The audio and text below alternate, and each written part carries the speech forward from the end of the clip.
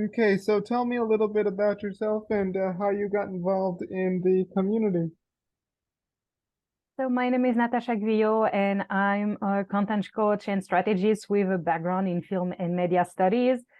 And I'm a huge science fiction nerd and worked a lot on that throughout my studies. And getting involved in the community happened through personal experience with friends who had disabilities. And since I was a teenager, and I can especially thank one of my longtime creative partners who was a disability activist and with whom I worked on creative projects and popular culture commentary since the about 15 years ago, I think. And I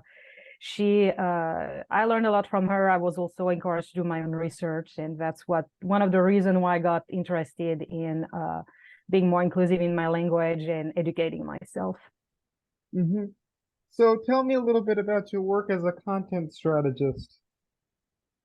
So as a content strategist and coach, I do help creators and entrepreneurs define not only what they want to talk about, how they can share value with their audience, regardless of their niche, and also how they can practically do that, because it's one thing to have all the big plans, but you need to actually create that content, whether it's written form or, or videos. And so I help them work through everything if they're, frustrated and overwhelmed, or I help them with like specific challenges they have.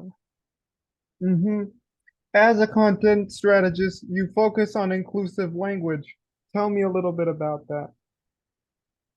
So I'm not, if my accent didn't sell me out, I am originally from France, so I'm not a native English speaker. And one frustration I had, which was more through the gender lens originally in French, was how we gender everything. While something I fell in love with English was that there was much more neutrality and inclusiveness. So that was how I got into inclusive language originally, as a way to be more respectful and supportive of all identities, and then that also developed into being more respectful, of people regardless of religion, ability, country of origin, and so on.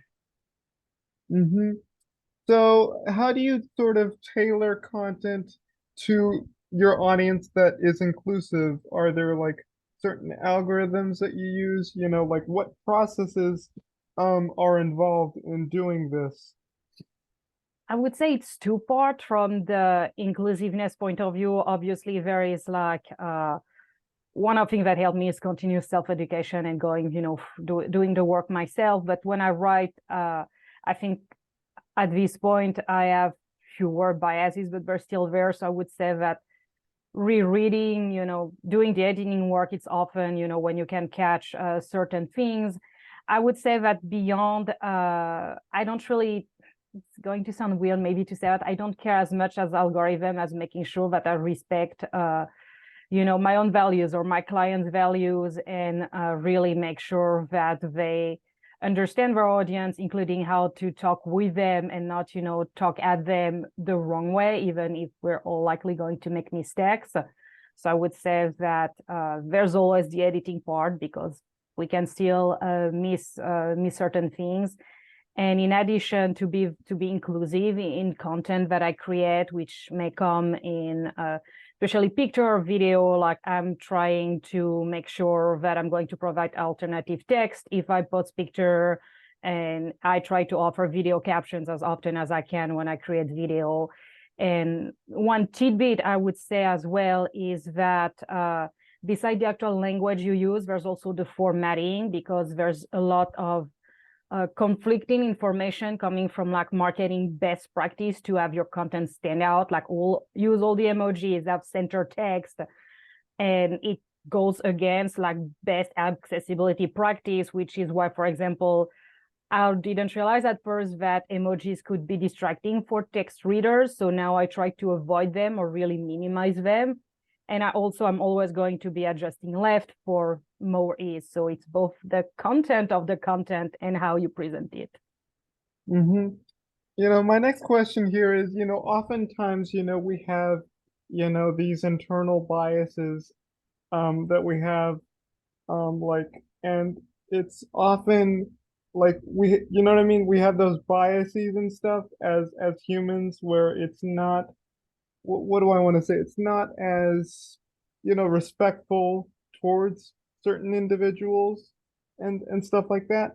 So what I'm wondering is like how can sort of inclusive language, like how do you sort of reduce that? How do you sort of, say, hey, this is how can that sort of work to be more of an inclusive and sort of welcoming space for individuals? Do you know what I mean?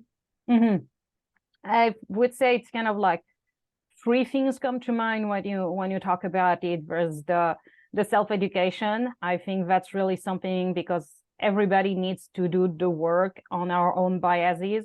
I'm immensely grateful for people sharing their experience and explaining, and just saying outright why certain things are not okay, because I'm grateful for any, support or education I've received, but at the same time, I know the work is on me as well.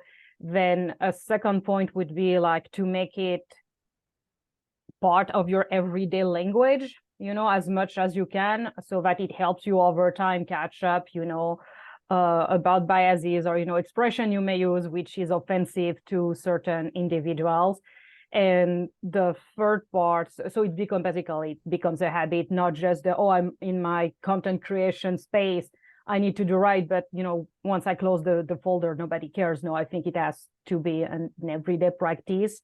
And the third thing is like, if you get called out, just accept it and do better. We're humans. We're going to, I mean, even I mean, I'm far from perfect. I still accidentally certain expression. Also, the thing is that there is not only expression, generally speaking, from we may not know the origin of why it's offensive, and also, in my case, English is not my first language. There are things that I also may have lacked the context originally and make mistakes. So it's another layer of, oh, okay, I'm called out, it's offensive, I will know better next time. Mm-hmm. My next question is, what impact does your work have on the community in general? I cannot dare say how much influence I have or anything, but I've done this work both in a corporate environment and now as an independent business owner. And I think that I like what you were saying about creating kind of a safe and welcoming space. That is what I strive to do in all my content and the work I'm doing. It's being respectful and that people feel that they can safely engage with you and the people you also work and associate with, and that they feel welcome to speak up however they feel necessary. Mm-hmm.